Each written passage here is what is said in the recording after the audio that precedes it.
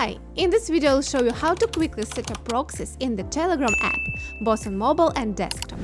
How to set up proxies in the Telegram app. Open Telegram and navigate to the Settings section. Select the Data and Storage option and scroll down to Proxy. Click the Add Proxy button and enter your credentials, which you can copy from your DataImpulse dashboard. Save settings by tapping the Done button. If you use Telegram desktop on a Mac, adding proxies is just as easy as in the mobile app. Open Telegram and navigate to the Settings section, select the Data and Storage option and scroll down to Proxy. Click the Add Proxy button and enter your credentials, which you can copy from your DataImpulse account. Save settings by tapping the Done button. If you use Telegram desktop on Windows, adding proxies is also possible.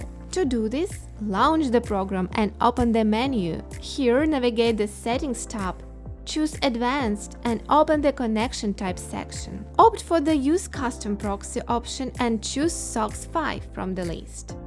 Enter your credentials and click on the Save button. To check whether your settings work, try sending a message. It's all it takes to configure proxies in Telegram. Like this video and subscribe to DataImpulse channel to never miss new time-saving detailed tutorials. Till the next video.